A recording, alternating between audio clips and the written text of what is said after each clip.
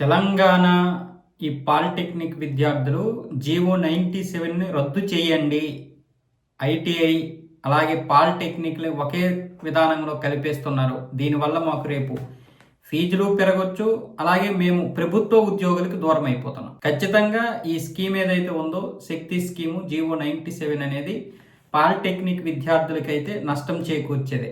వాళ్ళు చదువు అయిపోతే పై చదువులు చదవాలనుకోవాలి కానీ ఇక్కడతో అయిపోయింది, ఇక మనం ఉద్యోగానికి పరిగెట్టాలి అంటే అది ఎందుకు పనికిరాదు. అంటే వాళ్ళు స్కిల్ నేర్చుకోవడానికి కూడా అవకాశం ఉండదు. పోనీ మనకి ఏమైనా స్కిల్ నేర్పిస్తున్నారంటే అది లేదు. నిజంగా మన దగ్గర అంత స్కిల్ నేర్పిస్తే ఈరోజు అమీర్పేట, దిల్సుఖ్ నగర్ లాంటి ప్రాంతాలు ఎందుకు ఆ విధంగా అక్కడ ఈ ఇన్స్టిట్యూట్లు వెలుస్తాయి. కానీ సరే అది పక్కన పెడితే ఇప్పుడేమొచ్చేసి కార్మిక ఈ శక్తి శాఖ మంత్రి వివేక్ గారు ఏమంటున్నారంటే మీకు ఎటువంటి అన్యాయము జరగదు, మీరు దీనికి ఒప్పుకోండి, మీకు అన్ని విధాలుగా న్యాయం చేస్తాము, ఇందులో ఏ విధానమైనటువంటి అన్యాయం ఉండదు, మీరు ఒప్పుకుంటే 670 కోట్లు మేము ఈ పాలిటెక్నిక్ కాలేజీలకి విడుదల చేస్తాము, ఇంతకుముందు ఏదైతే ఉందో అదే విధంగా మీకు ఉంటుంది, పైగా దీనివల్ల మీకు లాభమే అని చెప్తున్నాడు.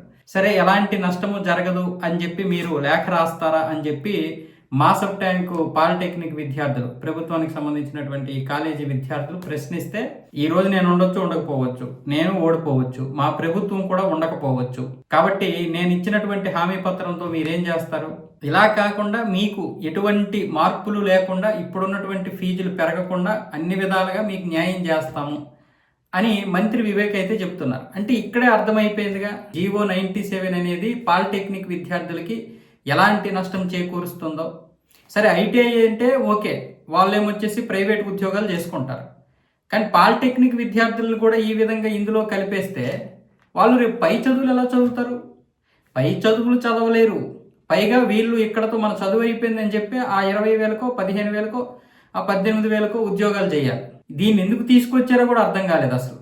అంటే ఏ విధంగా అంటే ఈ ప్రభుత్వ ఉద్యోగాలు ఎక్కువ మంది అయిపోతున్నారు, ప్రభుత్వ ఉద్యోగాల మీద విపరీతంగా పడుతున్నారు, ప్రజలకి ఏమొచ్చేసి ప్రైవేటు ఉద్యోగాలు చేద్దాము, ఈ ప్రైవేట్ కంపెనీలతో టైఅప్ అయిపోయి ఈ విధంగా పిల్లలందరినీ కూడా వెంటనే బయటికి తీసుకొచ్చి ఇంకా ఉద్యోగ అవకాశాలు పెంచుదాము, ప్రైవేట్ కంపెనీలో పడేద్దాము అనుకుంటున్నారా మరి ఏంటో తెలియదు. కానీ మొత్తానికి పాలిటెక్నిక్ విద్యార్థుల యొక్క కాళ్ళు విరగొట్టినట్లే ఈ విషయంలో మాత్రం తెలంగాణ ప్రభుత్వం. దీని గురించి మరొక్కసారి ఆలోచించాలి. జీవో 97 రద్దు చేసినంత మాత్రాన ప్రభుత్వానికి వచ్చే నష్టమేమీ ఉండదు. దయచేసి ఒక్కసారి ఆలోచించండి. మళ్ళీ వాళ్ళ యొక్క ఏదైతే ఇంతకు మునుపటి రోజులు ఉన్నాయో ఆ విధంగానే విద్యని కంటిన్యూ చేయండి. ఇప్పుడు అనవసరమైనటువంటి దీనివల్ల సమయం వృధా, పిల్లలు చదువుకోలేరు, వాళ్ళకేమొచ్చేసి ఇప్పుడు రోడ్ల మీద ఉంటూ వాళ్ళ జీవితాలు ఏమొచ్చేసి ఏమైపోతాయో తెలియక వాళ్ళు బాధపడుతూ ఉన్నారు. ఒకవైపు ఏమొచ్చేసి ప్రజలు ట్రాఫిక్ కష్టాలతో చాలా నరకం చూస్తున్నారు. సో ఇలాంటి నేపథ్యంలో ఇప్పుడు రేవంత్ రెడ్డి గారు ఎలాగో వచ్చారు కాబట్టి లండన్ నుంచి ఒకసారి ఆలోచించి ఈ విషయం మీద నిర్ణయం తీసుకోవాలి. కొండా సురేఖ మీద తీసుకుంటారా లేదో తర్వాత సంగతి.